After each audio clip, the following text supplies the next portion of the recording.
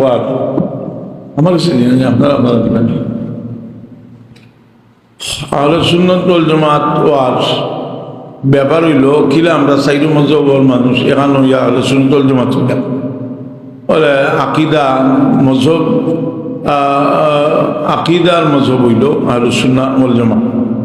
এর লাগি আকিদা আমরা যে আকাইদ সারা আকিদাগতভাবে এক, আর ফিকহি মসলার মাঝে ইখতিলাফ আছে। যার কারণে আমরা জানা রাখা দরকার যে আহলে সুন্নাত ওয়াল জামাতের আকিদার ইমাম খারা, আকিদার ইমাম আশআরি মাতুরিদি, এই দুইজন যে দুইটা দলে বিভক্ত, আবার আকিদা এক। সামান্য কিছু ইখতিলাফ আছে, কিন্তু তাহলেও ওইটা কোনো মেজর কোনো ব্যাপারও নয়। এই আশআরি মাতুরিদি তারা আহলে সুন্নাত ওয়াল জামাতের ইমাম, এটা 1000 বছর থেকে এটা মানিয়া অর্থাৎ যারা চার ইমামর পরে যারা আকাবিরিন, যারা হাদিসের ইমাম, যারা তাফসীরের ইমাম, সারাও এই দুই দলে বিভক্ত। এর হইল আহলে সুন্নাত ওয়াল জামাত আশআরি মাতুরিদি।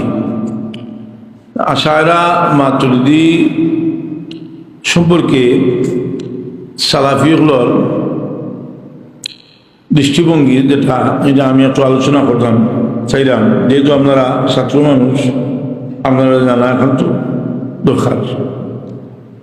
আমরা যারা সালাফি দাবি করেন তার তিনজন তারা বিশ্বর মাঝে তার বড় আলেম হিসাবে তারা মেনশন করছেন। এর মাঝে একজন হইলা এক সময়ের সৌদি আরবের গ্র্যান্ড মুফতি শেখ আব্দুল্লাহ বিন বাজ। তার বক্তব্য হইল আশআরি মাতুরিদি সম্পর্কে, আশআরি সম্পর্কে, ফল আশআরিতু ওয়া আসবাহুম লা ইয়াদখুলুনা ফি আহলি সুন্নাহ ফি ইসবাতিস সিফাত। যে আশআরি এরা আহলে সুন্নাতের অন্তর্ভুক্ত নয়, আল্লাহর সিফাতের ব্যাপারে এরা আহলে সুন্নাত থেকে খারিজ, নাউযুবিল্লাহ মিন যালিক।